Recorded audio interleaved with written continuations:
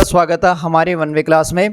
तो रीसेंट जो अपने टॉपिक्स चल रहे थे बायो में, मैंने सेल डिवीज़न शुरू करना था। उससे पहले मैंने सेल और उसके ऑर्गेनल्स की बात की थी, उसमें मैंने सेंटर पॉइंट करवाया था। उसके बाद में मैंने डीएनए आरएनए के बारे में बताया था। आज अपने जो कर रहे हैं सेल डिवीज़न। देखो, मैंने आपको सेल के अंदर एक चीज़ बताई थी कि सेल थ्योरी दी थी स्लाइडन तथा शेवान ने। उन्होंने बोला था कि सेल क्या होती है, हमारे एक आधारभूत इकाई है जिससे हमारे नए उत्पाद का निर्माण होता है। यानी कि उनके कहने का मतलब सिंपल सा अगर मतलब समझे तो उनका कहने का मतलब ये था कि हमारे जीवन का आधार सेल है।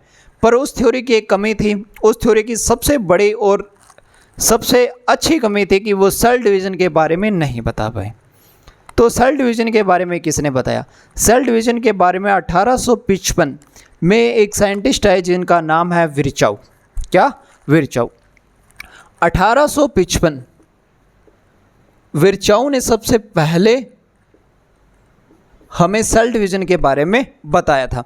उन्होंने बोला कि एक पुरानी कोशिका में क्या होता है, डिवीज़न होता है, और वो अपनी जैसी एक नई कोशिका का निर्माण करती है, जिसे क्या बोला जाता है? सेल डिवीज़न बोला जाता है, यानी कि कोशिका विभाजन बोला जाता है। सेल डिवीज़न 3 तरह के होते हैं। पहला एमाइटोसिस, यानी कि असूत्री विभाजन। असूत्री विभाजन उन सेल्स में होता है जो डेवलपमेंट नहीं होती, यानी कि इस तरह का विभाजन अविकसित कोशिकाओं में होता है। सर, अविकसित कोशिकाएं किस किस में पाई जाती है? अविकसित कोशिकाएं पाई जाती है हमारे अंदर yeast, amoeba, blue green algae, इन सब में डेवलपमेंट सेल नहीं होती, या अपने बोल सकते हैं सिंगल सेल होती है, यानी कि यूनिसेलुलर होते हैं। तो आपसे ये क्वेश्चन नहीं पूछा जाएगा, आपसे डायरेक्ट ये पूछा जाएगा अमाइटोसिस के उदाहरण है। अब अमाइटोसिस के उदाहरण है ईस्ट, अमीबा, प्रोटोजोआ। कौन कौन से?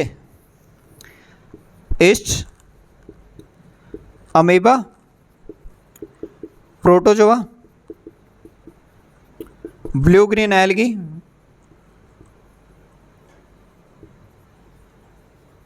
बैक्टीरिया। ठीक है, इन सब में क्या होता है? असूत्री विभाजन होता है, यानी कि अमाइटोसिस होता है।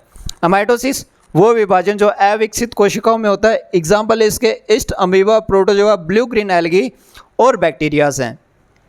सेकंड विभाजन आता है माइटोसिस, यानी कि समसूत्री विभाजन।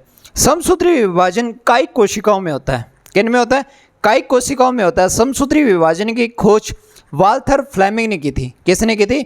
वाल्थर फ्लेमिंग ने। अगर कुछ क्वेश्चन आए कि माइटोसिस की खोज किसने की, तो वाल्थर फ्लेमिंग ने। किसने की? वाल्थर फ्लेमिंग ने की थी। अब ये किस में होता है? कायिक कोशिकाओं में होता है। अब जिन सेल के अंदर माइटोसिस यानी कि समसूत्री विभाजन होगा, वो अगर सपोज दैट ए कोई सेल है और इसमें सेल डिवीजन होगा, अगर ये माइटोसिस है तो ये अपनी जैसी ही सेल का निर्माण करती है। ये अपनी जैसी ही सेल का निर्माण करती है। उसे क्या बोलते हैं? माइटोसिस, यानी कि समसूत्री विभाजन बोलते हैं। समसूत्री विभाजन के 5 फेज आते हैं।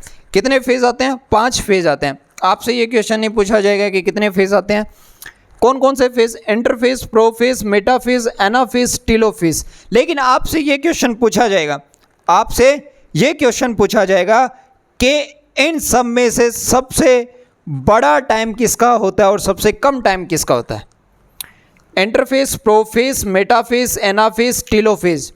इन सब में कौन सी ऐसा फेज है जिसमें सबसे ज़्यादा टाइम लगता है और कौन सा ऐसा फेज है जिसमें सबसे कम टाइम लगता है? ये क्वेश्चन आएगा। तो मैं आपके लिए बता दूं कि सबसे ज़्यादा टाइम लगता है प्रोफेज में और सबसे कम टाइम लगता है एनाफेज में। एनाफेज में मात्र 2 से 3 मिनट लगता है, जबकि प्रोफेज में ये 30 मिनट तक का भी टाइम चला जाता है। ठीक है, ये क्या है? अब सेल डिवीज़न क्या होता है? सेल डिवीज़न होता है कि हमारे सेंटर में गुणसूत्र है, गुणसूत्र क्रोमेटिड होते हैं।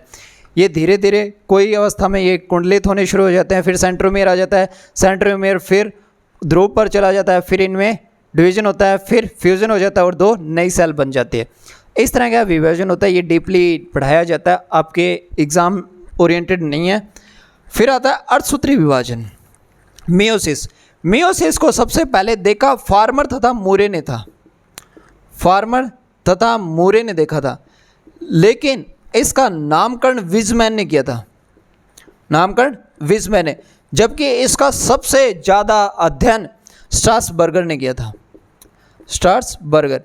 मियोसिस को सबसे पहले देखा फार्मर तथा मूरे ने था, जबकि नामकरण किसने किया, विजमैन ने, और सबसे मतलब डीपली स्टडी किसने की, स्ट्रासबर्गर ने की।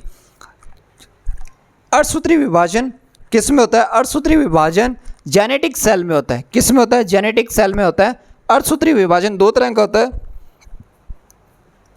मियोसिस दो तरह का होता है, मियोसिस फर्स्ट और मियोसिस सेकंड। मियोसिस फर्स्ट में क्या होता है, गुणसूत्रों की संख्या आधी रह जाती है, अगर 46 है तो 23 रह जाती है, यानी कि जो हमारे मदर सेल होती है उससे जो जेनेटिक सेल बनती है उसमें क्या रहता है, क्रोमोसोम की संख्या आधी हो जाती है।